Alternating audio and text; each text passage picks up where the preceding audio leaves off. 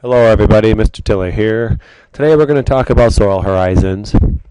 We've observed in the soils that we collected these layers of soils as we progress vertically from the top. These layers from this point forward we're going to refer to as horizons. What we're going to do is give our horizons a letter designation which describes some characteristic that is typical of a given soil.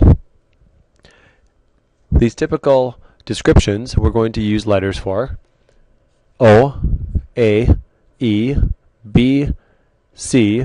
We're going to add another one to this particular model, R, and we're going to use those designations to describe the horizons that we see within our soils.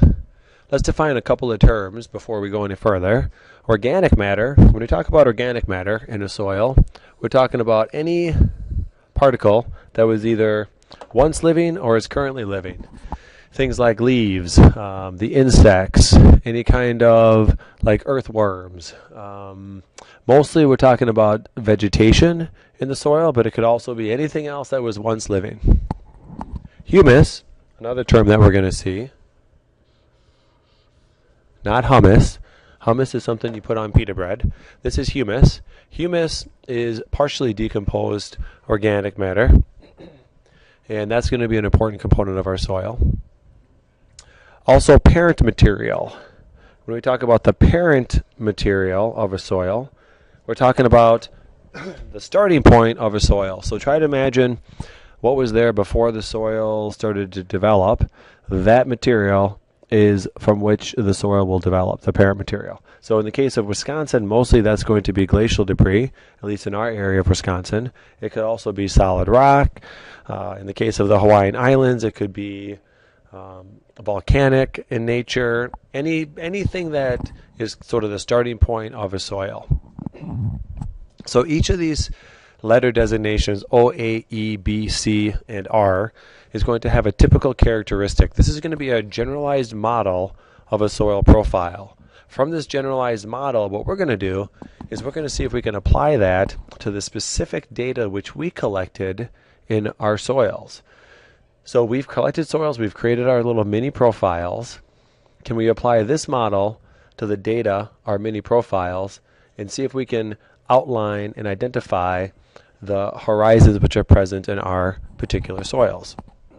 So typically speaking, the O horizon is going to be a horizon found on top of the soil that is characterized by a lot of organic matter. So right now it's fall. If we went out to our woodland, we would see lots and lots of leaves on top of our ground. That leaf layer is the O layer. That leaf layer eventually is going to start to decompose. It will probably shrink in size as the organic matter is decomposed. It can change throughout the year, but that top layer, that is the O layer, or the organic layer.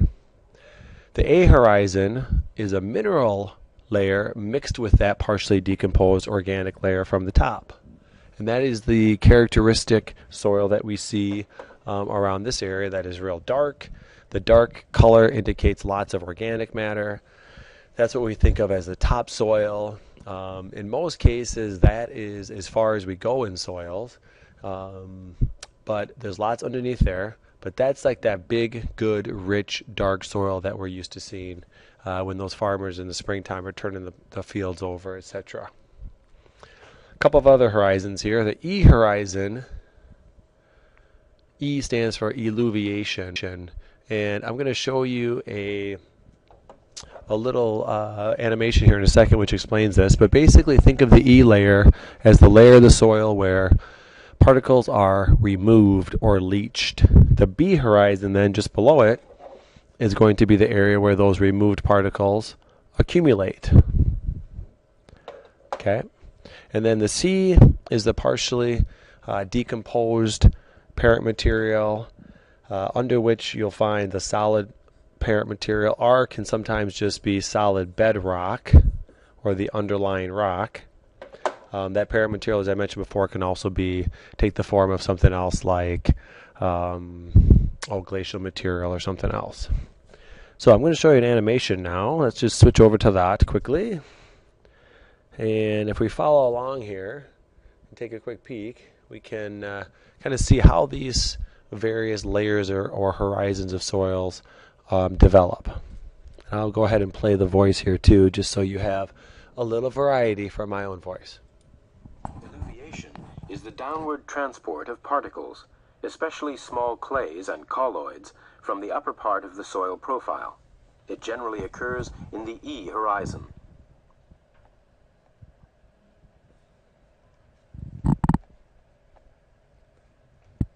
Should alluviation continue, the remaining soil layer may become depleted of clays and colloids, and only resistant materials would remain. This horizon may be described as leached.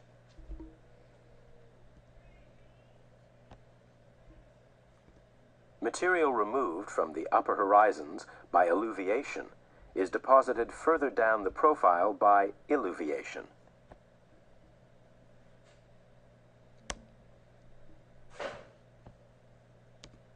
Illuviation is the accumulation of materials washed down the soil profile. This may lead to a clay-rich B horizon.